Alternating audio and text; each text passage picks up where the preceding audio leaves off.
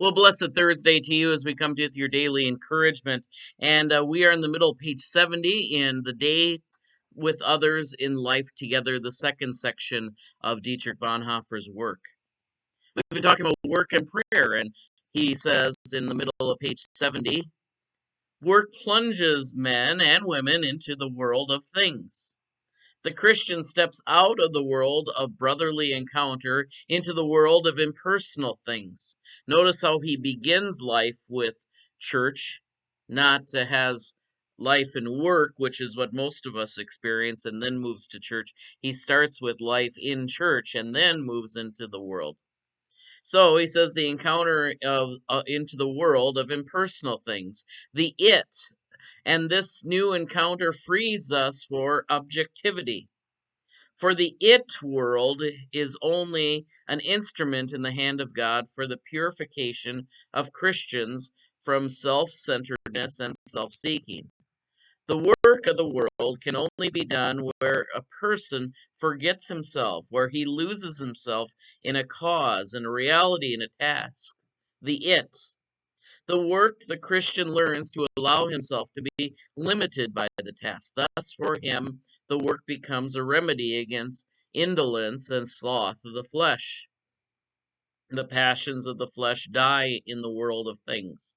But this can happen only where the Christian breaks through the it to the thou, which is God, who bids him work and makes work a means of liberation from himself. Now, I've liked to say this with many scriptures, there's a lot going on here.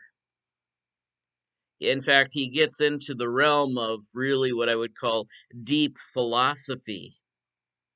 Now, one of the interesting things when it comes to caring for God's earth has been the movement to view reality not so much as a it, but as a quote unquote thou. What is going on here? Well, for many of us, we grow up with a scientific worldview, especially when we work in the world. And part of the advancements that have been made, whether, I live here in southern Minnesota, so what we have here is a lot of advancement in medical technologies and things. And that was where scientists and specifically the Mayo doctors and others learned how to isolate viruses and others as an objective thing, problems to be solved, and so would turn reality into a more objectivist type of view, meaning that I am here and I am manipulating an object out here, whether it be a virus, and sometimes if you're doing social engineering, it can be whether it be organizing society or organizing all of reality into an it, something that's separated from you. But a Christian, if not a believer, going back to Genesis, needs to view not only our relationship with God, but our relationship even with the rest of the world as what we'd call a thou relationship, a relationship of an equal partner to some extent.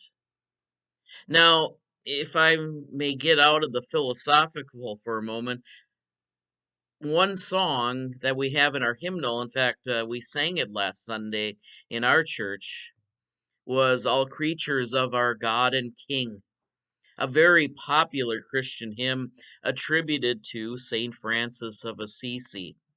And St. Francis was known as what I would call the animal lover, or should I say, the one who was viewing the world as not one of objectivity, me against objects, but more of me in relationship to everything.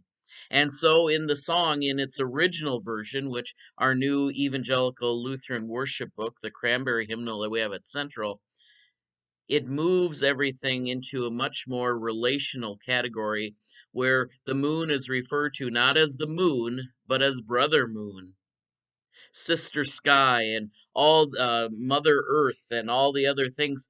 They're viewed as a relationship, not just as an objective.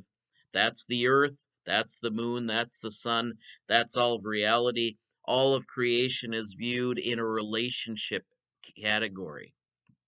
And so Dietrich Bonhoeffer is saying is while we live in a society that bases everything on science, bases everything on moving out of a prayer reality into an objective reality where we do science, where we manipulate electricity if we're an electrician, whether we do taxes, we manipulate numbers and stuff.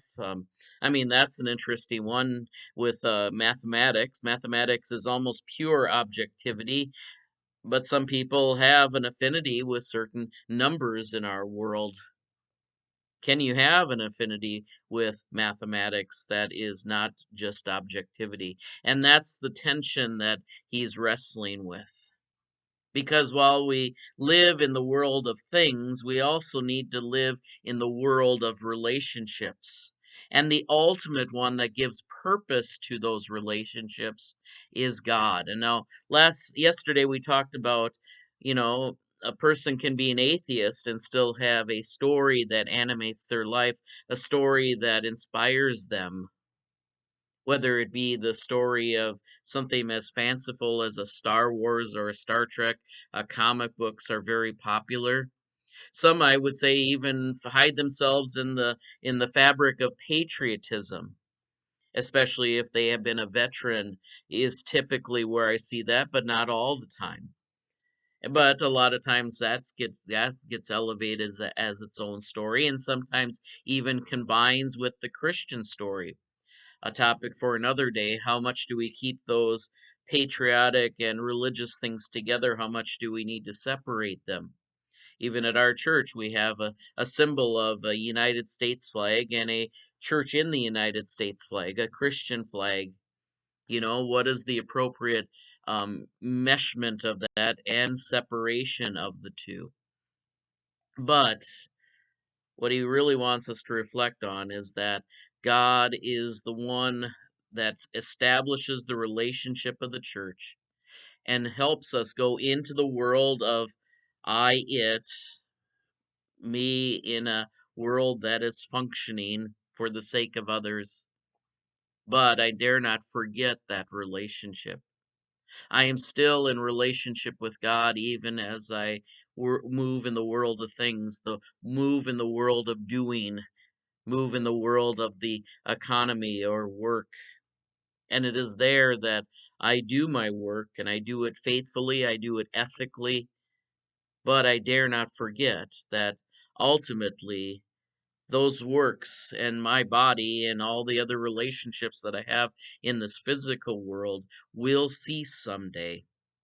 And so ultimately, I need to have a relationship not with the its of the world, but with the thou, the yous, and the people that I have an intimate relationship with. And while I can view the world, as I was saying, in all creatures of our God and King, as brother moon, sister sky, mother earth, and all the other things that go along with it in relationship, as St. Francis of Assisi did, I had to know that there is a tension between the work I do and the prayers that I give. God bless you today. We trust that these continue to be words of encouragement.